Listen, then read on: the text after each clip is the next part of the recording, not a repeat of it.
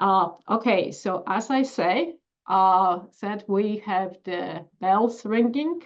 So it's a time to start the webinars and welcome everybody. And as you know, for those who are returning visitors, returning patrons, we have a part of the presentation that it's mandatory, which is the formal introductions. So starting with my name. My name is Agata Kowalewska, and we are at the University of Florida. And me in particular, I'm a faculty in the Center for European Studies. The UF Center is also a Jean Monnet Center of Excellence and Title VI National Resource Center for Europe. And our center is housed in the College of Liberal Arts and Sciences. We are multidisciplinary institution, and we also serve as a hub for certain European languages. What I would like you to know before we start the seminar is, or webinar, that this webinar will be recorded and later on will be published on the center website. You can submit your questions and comment and Q&A, and we will pick them up from there at the end of the presentation.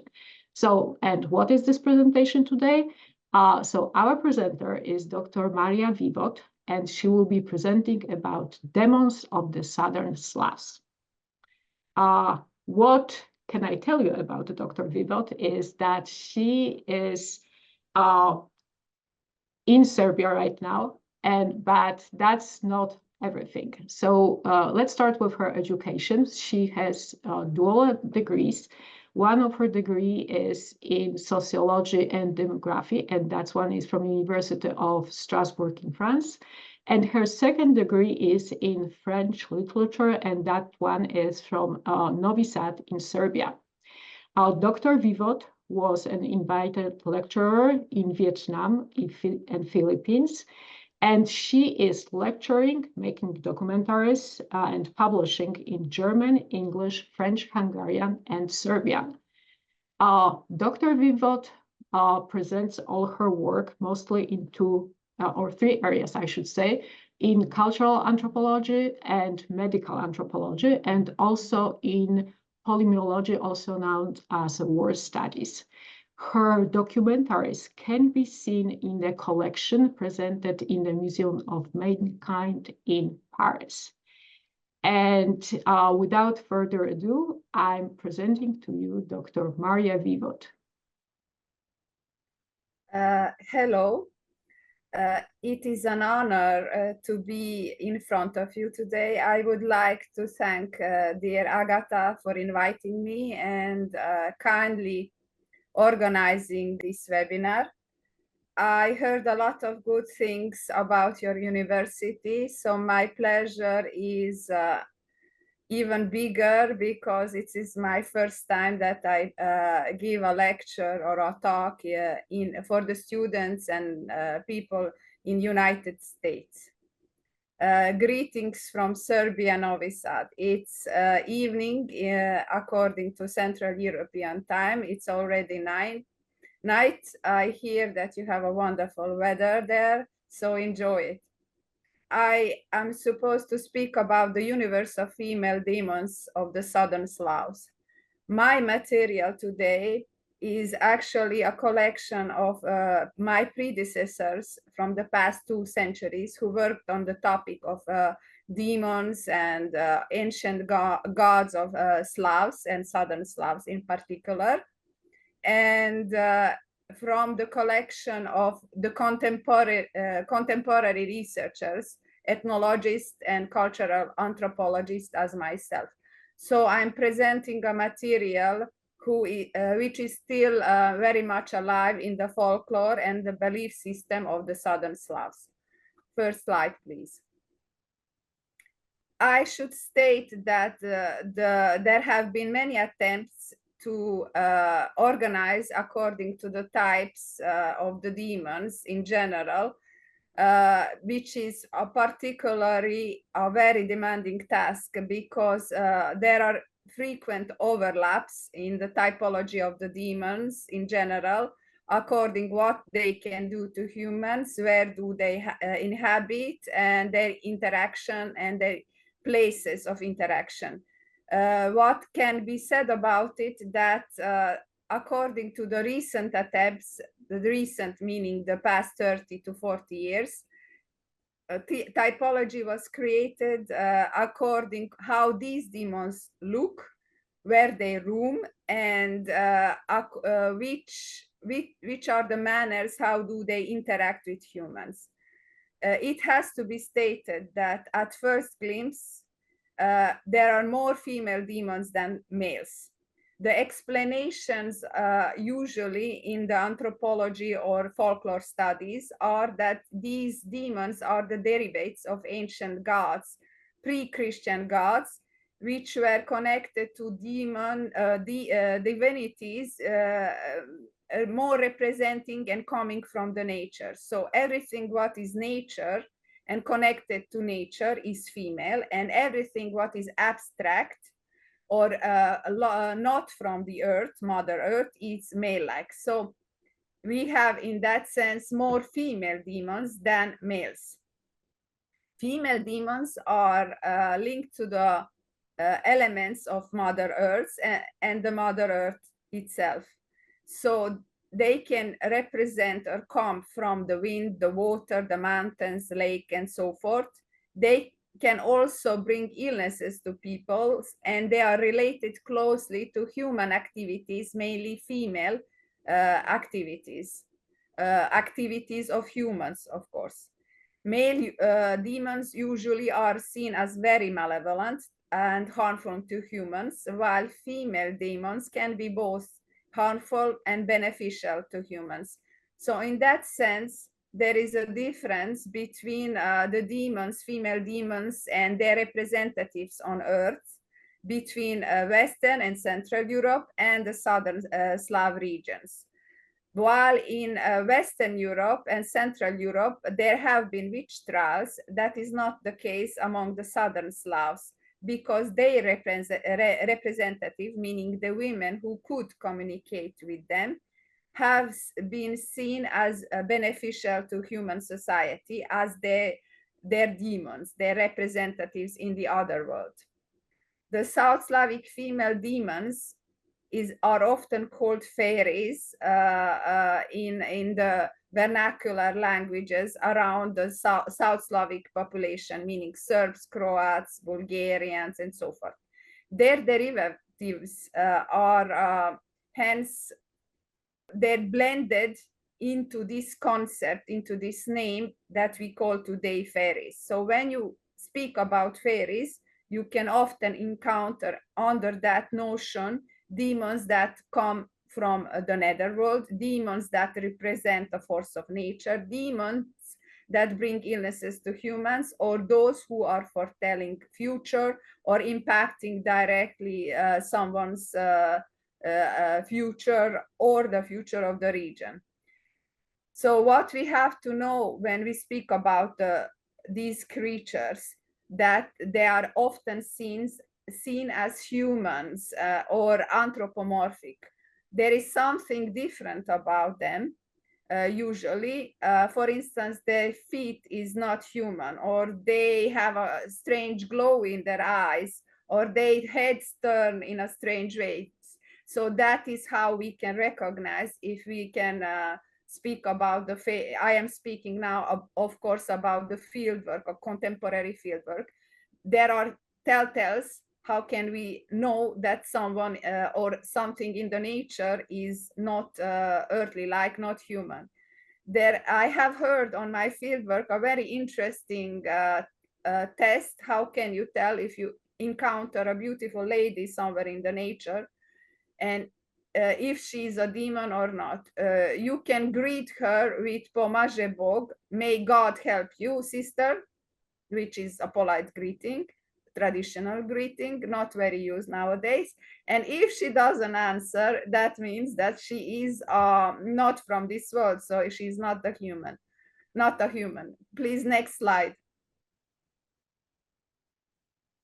So according to this anthropomorphic representation, these creatures bring either, for instance, fever like the chuma or the sharka, or they bring some kind of illnesses to the newborns and the young mothers like the babice, or they bring a pest or some kind of skin disease like a yana, or a nightmare like a mora.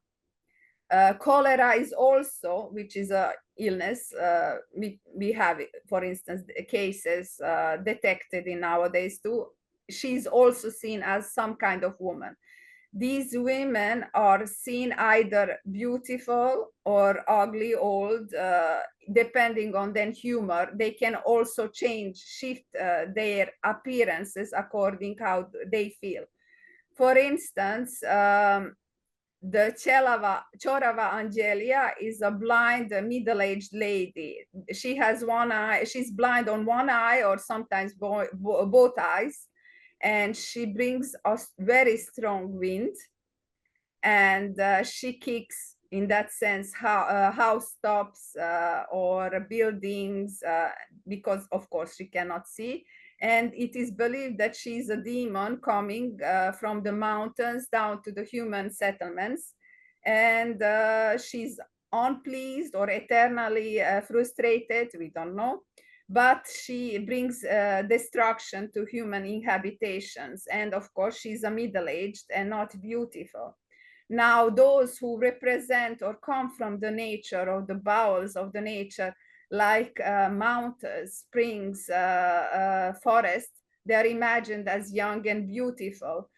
Gorska Mati or Muma Paduri in the Romanian, which are not a South Slavic population, but they have the same fairy or female demon who lives in the nature, is imagined as a beautiful, very long-haired woman, often dressed in black or green, and she lives in the forest, and she comes frequently out from the forest, communicating with people, menacing, bringing curse or illness, depending on her mood. Now, their activities is what is the most interesting, because beside bringing illness or wind or a storm, they can bring also a curse. For instance, the Mora likes to sleep on your chest while you sleep. Omaya also, she bothers you. For instance, if you leave a window and the door open, she can basically kill you with a strong current between the two opened holes on your house. So people actually avoid draft by all means, because it is believed, and I'm not joking, that it can actually kill you. So these demons also like to roam in groups, like for instance the Sujaye, from the word Sudba, Sudbina, meaning the fate. They like to come visit small children, and they like to guess the child's future, if it's going to live, how long it's going to live, is it going to be famous, is it going to bring something good to the community or not. So they can curse, but they can also bless the child. There are, of course, various other, for instance, household demons, like the Kikimora, my personal favorite, who likes to kick around stuff in your kitchen if you don't clean your dishes at the time. And I am certain that she's the one who steals socks from the washing machine also, if you're not careful. She lives in the oven or the fireplace of the household, and she has an eye on you if you're a housekeeper. So you better clean your stuff before you go to sleep, because when you wake up, she's going to make a big mess in your kitchen. And she is also only attached to the kitchen. If you go out in the garden, you may frequent or encounter another one who is in your plants or in the flower bushes and so forth. People do still believe in them, and they actually are very aware that they can punish. They can get punished on special days. For instance, on Sunday, if you wash your hair, They, for instance, do not like that because Sunday is to rest and spend time outdoors, not to wash your hair. Next slide, please. Interestingly, the female trio of the Babice is probably the most vivid example of how these demons are still alive and well. Babica is the word in Southern Slavic languages for midwives. It is believed that they are the sisters in ancient times, but the belief system is still alive and present in contemporary societies, that these demons like to attack newborns and young mothers. It is believed that they are coming from those deceased young females, human females, who did not get the chance to give birth or to become mothers. So they are roaming around houses where a newborn lives because they are extremely jealous. They can breastfeed the child if they are in good humor, if the mother does not produce enough milk. However, if they are unsatisfied or extremely jealous, they can bring fever to the baby and even steal it if they want it. In that sense, it was traditionally forbidden, and of course, young mothers are very suspicious about these customs. So they still respect the ancient custom of staying in-house, indoors, for 40 days after giving birth. During that time, it is very impolite to go visit the baby and the mother, because it is believed that the Babice, the trio of these ugly witches, female demons, can enter the house with you and bring some misfortune or illness to the baby or the mother. So that quarantine is very well respected. And after the 40 days, female relatives visit the child and the baby for the first time, and it is called, this visit, ritual visit, the first visit, it is called babinje, those meaning belonging to Babice. In ancient times, when a woman gave birth, the midwife, if she had to leave the house for a second while the woman was giving birth, she was to leave an object or some kind of metal object, a knife, a pin, whatever, in order to communicate to the Babice, these female demons, that this child belongs to her, and that object was her sign that they are supposed to get away or stay away from the baby. This custom actually is very much alive. For instance, the midwives in hospitals, in that sense, are often stay in contact with young mothers with whom they helped giving birth, and they often receive presents for assisting this passing through. Passing meaning from the world of the living and the unborn to the living. And the Babice, the female demons, are especially active during those moments before the human soul comes down from the world of the unborn to the world of the born. Next slide, please. Speaking about these female demons, mostly fairies, as I told you, they blended into this concept of fairies. It has to be stated that they have their own mediators among the world of the living. These are people, usually women, who got kidnapped when they were young, or they got some kind of illness and the fairies helped them, or they cure them.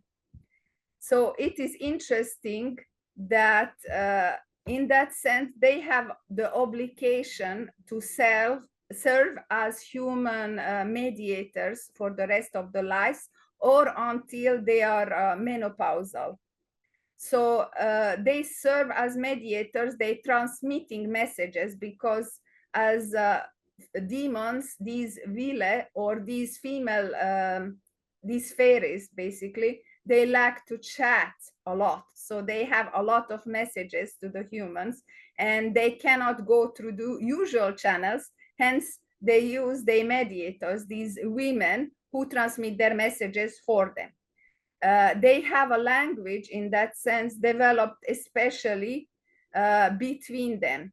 This is like inverted speaking, meaning that the sentence is used backwards. So, for instance, like the Yoda master in the movies of Star Wars movies, you know, good still, better tomorrow, or something like that. So inverted speak, counting backwards, spells, charms, only known to the initiated. So this is how they communicate. They have a special day when this communication can be established. Usually their mediators fell into trance in order to see them and to speak to them. Sometimes they can even see them without the trance, because these demons like to keep an eye on their initiated individuals. It is believed that this power to speak with these female demons comes with either you are born in a family that possesses that kind of power, or you inherit it. For instance, your grandmother dies and she transmits the knowledge with her last breath, or you get kidnapped and then they teach you everything what they know, and they know a lot because they are very skillful with medicinal plants. They are skillful with healing practices, charms, and spells. These plants and charms and spells can serve for good, but also for bad. It depends how you use it. When speaking about these special days when these creatures like to come, it is usually starting from spring to autumn. This is their favorite time.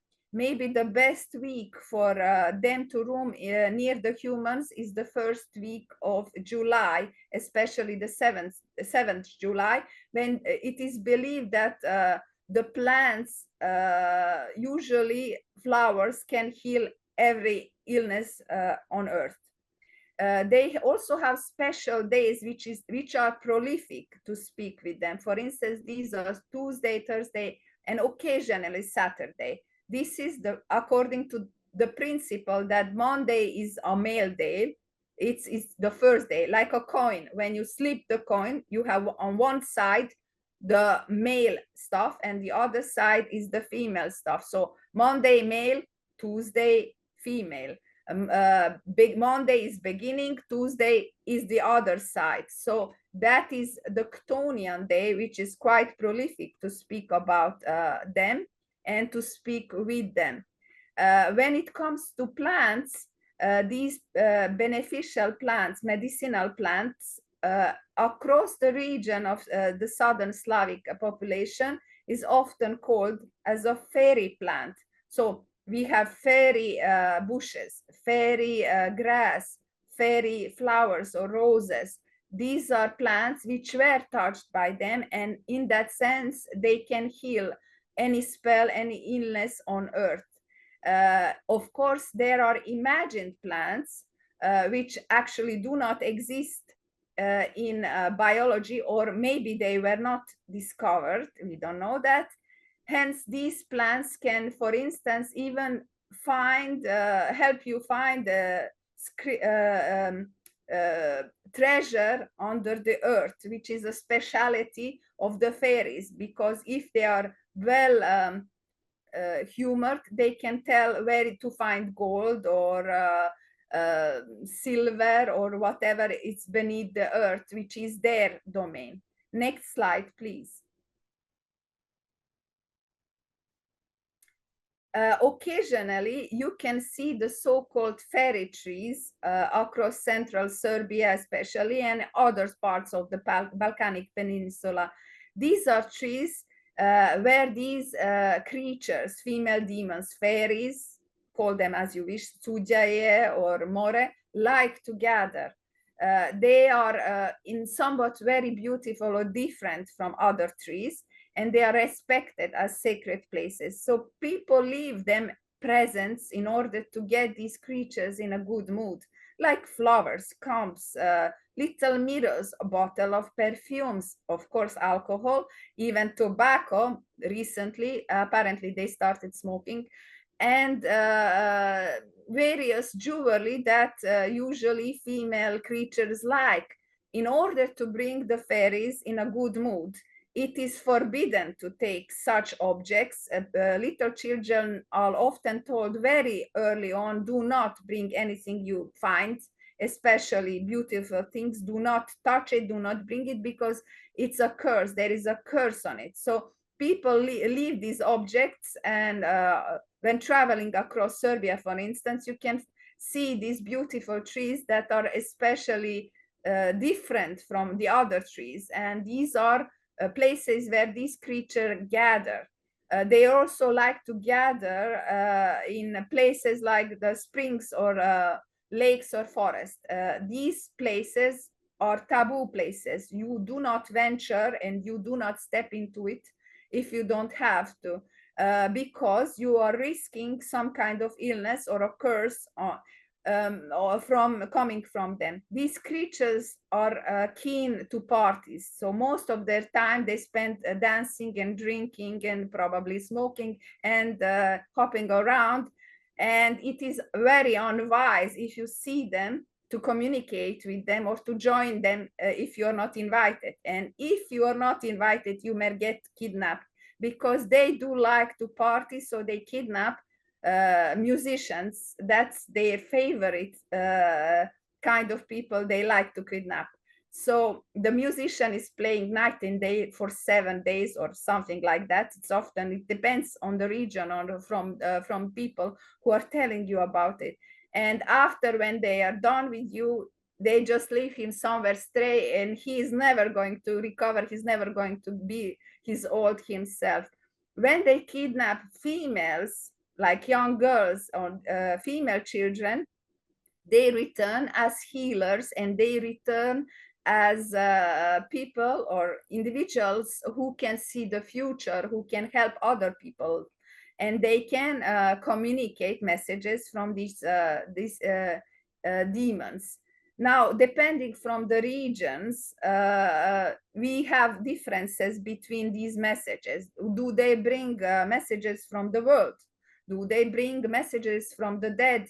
It depends from the vernacular traditions. But one thing is certain: they have powers after these, their mediators. They have powers, certain powers, which do not, that the other people do not have. When speaking about these holy places or fairy-like places where these female demons roam, it is very unwise. If you have to step into it, it is unwise to stay there. I remember today thinking about what I'm going to tell you about a story I heard from people from Belgrade who were somewhere in central Serbia. They stayed at the party pretty long, and they went through the village around midnight. And in the middle of the village, there was a well. And they saw an old lady with very long hair who was utterly naked, bathing in that well and speaking something, murmuring, chanting or spelling. They got, of course, very spooked, went home, and the next morning when they told about this strange encounter, they were advised that it was good actually that they ignored it, did not spoke to her, because the village people believe that these are fairies who come to their well, do their rituals there, and have to be ignored and have to be avoided at all costs. Next slide, please. So when comes down to their physical descriptions, these female demons, as I told you, no matter if they bring storms, wind, strong winds, or earthquakes, they are depicted according to the beliefs. For instance, those who are good-humored, they are imagined as 3 long-haired or long-haired, very beautiful. with strange feet, unhuman feet, feet of a goat or a horse or something. And those who are mean or those who bring illnesses are depicted as middle-aged or very old. For instance, we have the female version of your boogeyman, Baba Roga, who comes to pester small children. And she has, for instance, a horn growing out of her forehead. In that sense, she looks like an old lady, but she has this horn which betrays her. And those who have unnatural feet are usually dressed in long skirts, so you cannot see at the first glimpse. The leitmotif of these three creatures, three fairies, three witches, three sujayet, three fate bringers, three babitse is very frequent. They are imagined as a trio of three. So three women, one is older, two are young, or three old women, or three very young women. They like to roam usually in fruit trees. It is believed that the pear tree is especially abundant with fairies, and it is unwise to cut it or touch it.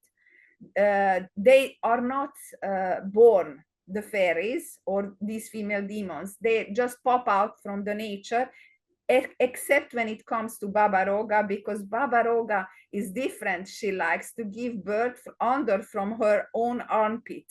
So when Baba Roga decides it is time to give birth, she just, pops out a little Baba Rogitsa from under her armpit.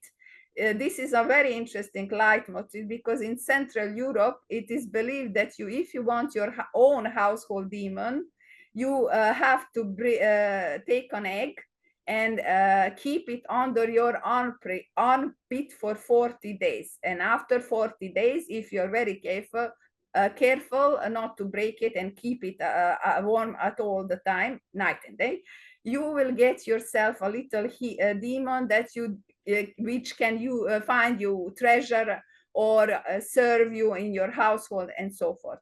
Now, going back to these pear trees, they just pop out from the fruit or the flowers, and they, of course, like to live there. So a leitmotif is very frequent that these kidnapped girls are found on the trees. So people, when searching them, if they find them on the top of the pear tree or a fruit tree, that means that they had been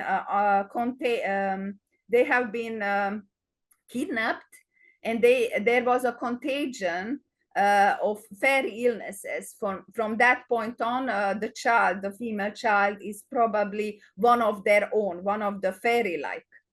Now, that being said, that doesn't mean that these fairies are the only come from, as I told you, they can often be people who drowned or died with a weird accident, or they suffered violent death.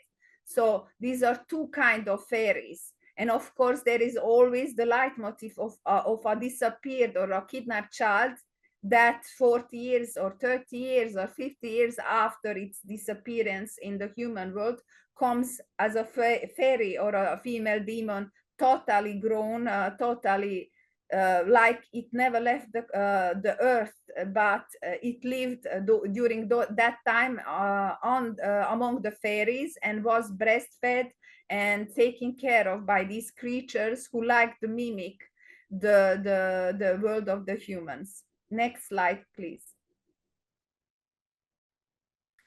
Now, speaking about those calendar days, those days that the fairies like, it is believed that these days you can encounter these female demons wild in the nature, or you can see them on the housetops sitting, observing humans.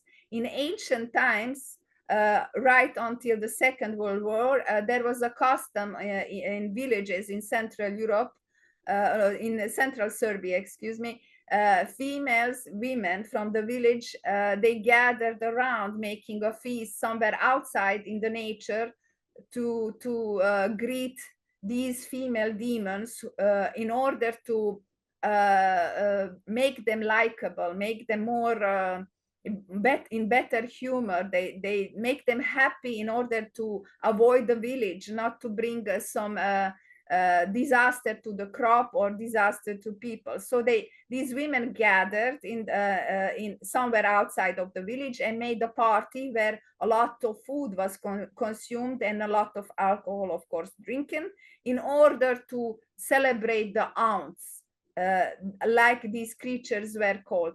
These weeks are and still called like fairy weeks. It is believed that these creatures roam in the nature and they like to be celebrated, greeted, worshipped. And of course, in that sense, they will avoid bringing some nasty illness or some misfortune to the people. Of course, not everyone can see them, but it is believed that small children or the initiated can actually detect them.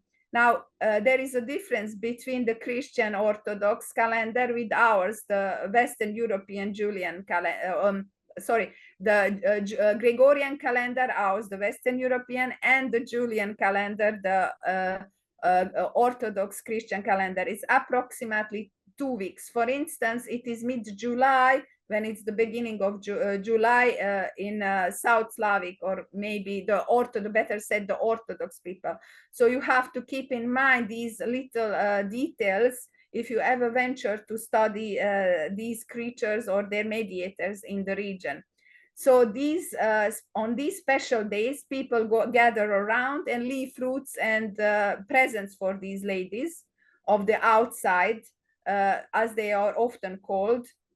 And special food is consumed, a special occasion. For instance, there is a ritual bathing, ritual celebration near the lakes and springs. However, the Christian calendar does recognize still some of these fairies which became Christian saints. As for instance, in the Serbian Orthodox calendar, the Ognjena Maria, the fiery, feisty Maria, whose feast, according to the calendar, is the 30th of July. She was probably very long time ago the sister or the wife of the supreme South Slavic or Slavic god. However, during Christianity, she became a saint. So Ognjena Maria. We can know from that calendar that actually she has some attributes that is fairy-like. For instance, she's very easily pissed off if you do some chores in the house that she dislikes. For instance, there is no chopping woods or doing some big house cleaning on her day. There is no swimming in lakes or pools, because it is believed that she likes to take away people and drown them. So she was probably a rusalka, a fairy coming from the lake. These fairies like to kidnap people, drown them on purpose to make them company, and they like to lurk people from the water. So this is an interesting detail when speaking about their special days. Next slide, please. When speaking about the human habitation, they are still living in the household, as I told you. For instance, these are places like under the fireplace, like a kikimora, or maybe even the washing machine, I would not know. Or they live in the garden. There is a belief that if suddenly some strange plant starts to grow in your garden and it's beneficial, or it's a medicinal plant, that is a fairy plant. Do not take it out. Be very careful with it, because it is believed that the fairy was there and she decided to plant it and leave it for the benefits of your household. If a strange animal comes, it is believed, for instance, a cat or some kind of other wild animal, it is believed that is the fairy, that these are these female demons who have sending their messages to the world of the humans. It is not to be chased away. As for instance, the serpent, who sometimes occasionally lives under the entrance of your house. She is the protector, because it was believed in ancient times that fairies can shapeshift. They can become, for instance, animals or even serpents who live under your house and take care of the household, bringing fortune, happiness, and good health. So these are little elements that you can interpret according to this belief system, and people swear, of course, by it, which is very interesting, because some plants are not to be touched. For instance, trees are not to be, especially fruit trees, are not to be cut, only if it's very ill or almost extinct, for instance, because it is believed that it is inhabited by these creatures. Now, speaking about these imaginary plants that do not exist or were not discovered yet by the biologists, this is, for instance, the raskolnik. Raskolnik is a special plant. It's a fairy planted plant and only known to the fairies. If you ever stumble and you pull it out from the ground, you can be certain that you're going to discover a bunch of gold or silver or hidden treasure underneath somewhere from the ground. Recently, I heard a very interesting story of an old grandmother who managed to find a treasure because she captured babies of a hedgehog, and the hedgehog brought her a raskolnik in exchange for its babies. So this ritual had to be done under special circumstances, of course, like full moon and so forth. But the raskolnik, a fairy plant, brought her a treasure. So, for instance, that was an interesting element, that the wild animals can communicate with these demons from the nature. Next slide, please. As I told you, what is different with the Central European and Western Europeans, they can be both beneficial and harmful. Speaking about harmfulness, it is interesting that, for instance, when they are very upset, they will go to your, for instance, if you have household animals, cows or goats, whatever, they can steal the milk. You can notice their traces on the animals. For instance, they suck away the milk, or they destroy the crops, or they plucked all your blossoms on a tree, or your flowers in the garden. This is how you know that they are upset, those who live outside, and they came to warn you. If they are really upset, then bring curses and blessings. Now, speaking about these creatures that were once humans, but then they decided after their death that they will stick around and linger. They are often around the house from which they departed. There is a custom, for instance, if a human dies, a young girl dies before she gets the chance to get wed, she is buried in her wedding dress and laid in the ground in that wedding dress, in order to be able to get a decent marriage once she gets to the other side, to the world of the dead. However, she can opt out and just become a fairy and stick around your house and leave little traces around your household that she's still around, and she can communicate with you. There are, for instance, other burial customs, as for instance, my favorite, if someone dies in your household or in your family, and there is one death and the second one, in order to prevent the third, you can put a doll in the coffin of the second deceased in order to trick the death, and the fairies who may sniffle out some misfortune of your household and keep going until you are not satisfying them with some present or with a false deceased, like a doll in the coffin. So these messages can be interpreted by their own mediators, which are these women, usually in 90% women, who can communicate them, as I told you. Now, when it comes to men, it is rare that the men get kidnapped and after that they get to heal or they get to communicate. Of course, there are differences, but to these female demons, these men are just entertainment and not really, they don't mean business when it comes to teaching them how to heal or take care of the humans. So in that sense, there is an anthropological belief that they are probably these human sisters are priestesses of an ancient cult, of an very ancient female-like deity who likes to curse but to bless the human world. Next slide, please.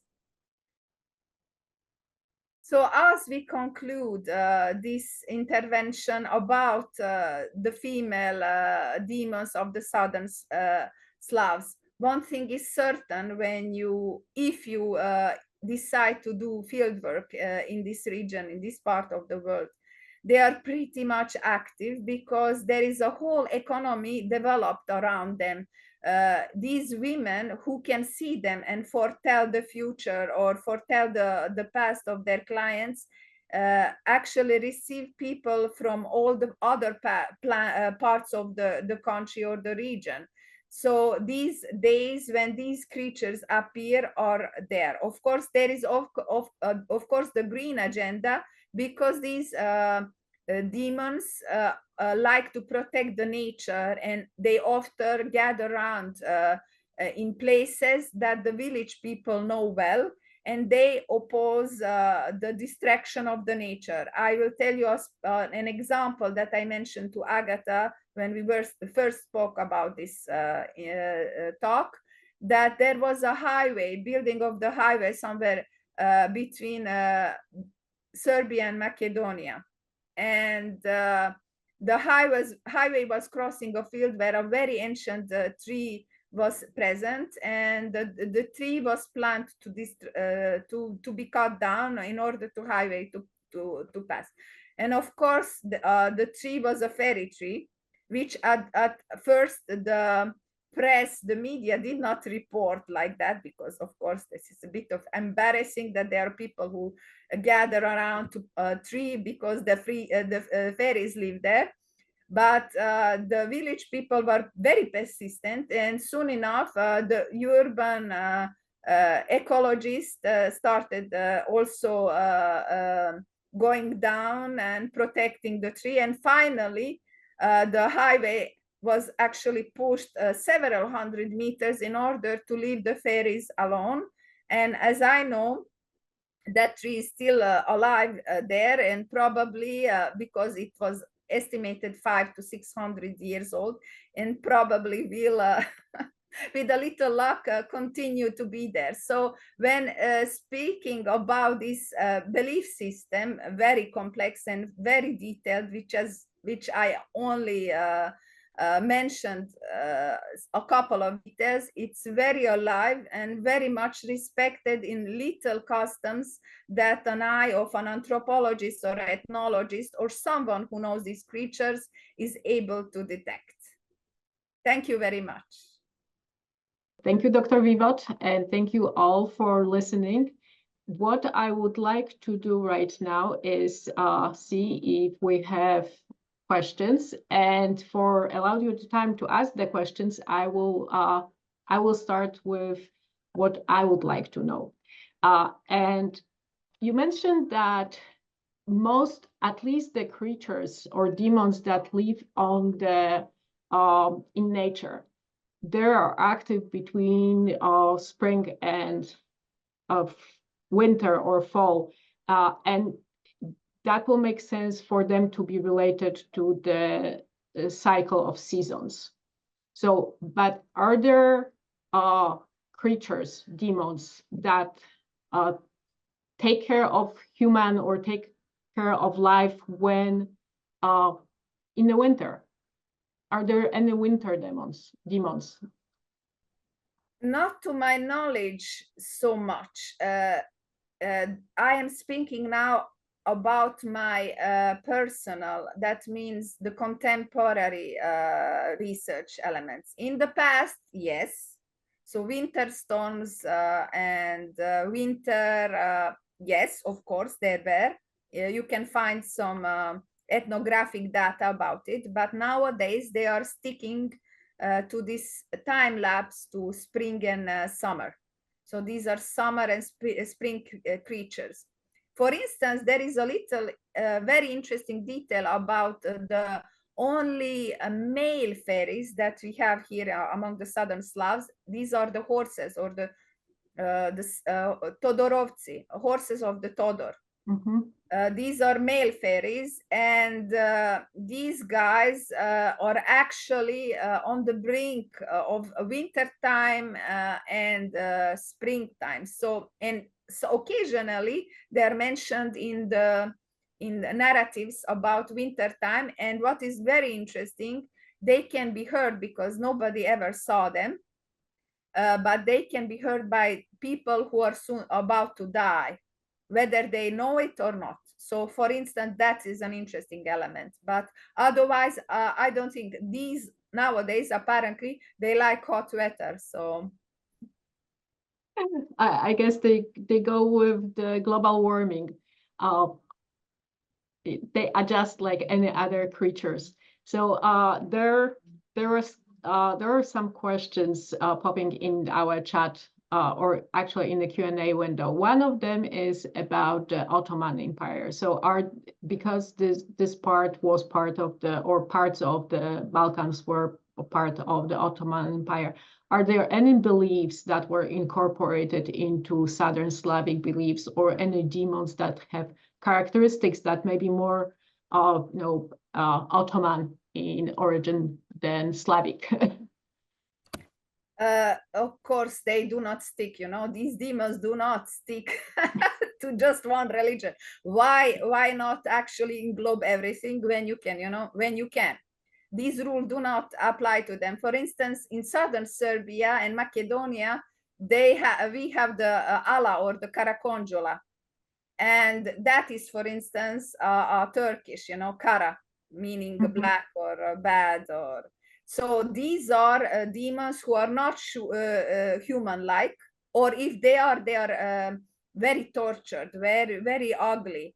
They have their period in winter time, exactly starting from mid-December to mid-January, and so forth. It is believed, it depending on the tradition.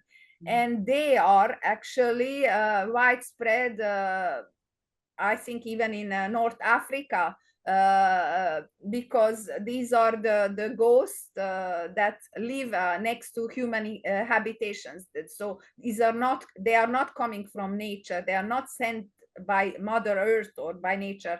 They are unholy, and they are basically very bad. But for instance, that is one example that comes to my mind. But other Allah, dragon-like creatures, are also cross-cultural and of course coming from the Muslim world. Okay, thank you. One of our listeners would like to know more about how the days of the week were developed, so that that believes that certain days are better for the female demons than others. How has that part developed? That part of belief that those days are their days. I heard a professor 20 years ago, or maybe even more, speaking about how the ancients imagined the world as bipolar, 0-1. So good, bad, night, day, earth, sky. And with complex systems like days of the calendar or days of the week, such an order had to be reflected somewhat. I always believe that there is also something personal, experimental, like from the lived reality, that these days became so-called chthonic days. Chthonic meaning Chthonian, from the earth. So Monday male day, Tuesday female day, and so forth. Monday sky day, meaning from the sky, belonging to the gods of the sky. Tuesday belonging to female deities coming from the ground. So I think that is, personally, I always liked Tuesdays. I don't know anyone who likes Mondays, and I think that is I think that is that's why the fairies like Tuesdays and they like Thursdays, because why not? Okay, it makes sense. So another person who is presented at the webinar is asking about if you know if there's any contemporary work done, any literature, Serbian literature that actually draws from those traditions of female demons. Are there stories, are there novels, books that you may know about it that actually use it? Actually, in English language, I think I put it in the bibliography at the end of the slides. Recently, they have been at least 2, to my knowledge, and they are in the bibliography. They are like drawings, small sketches for those English-speaking people who would like to know. Now, 20 years ago, no, 15 years ago, there was a publication in Serbian, which illustration I used. This is a publisher who likes ethnographic data. So he just wrote a couple of words about these various mythological creatures that he encountered in Montenegro and Serbia and Croatia. And local artists from Novi Sad academic, painters and so forth, they illustrated his books, 5 books in total, I think, and they are so popular because they describe in very simple language the basics of the demonology or the mythology of the Southern Slavs, although they do refer as Serbian and Montenegrin and so forth. So in that sense, they are a good literature for the kids as well for the adults to learn about it more.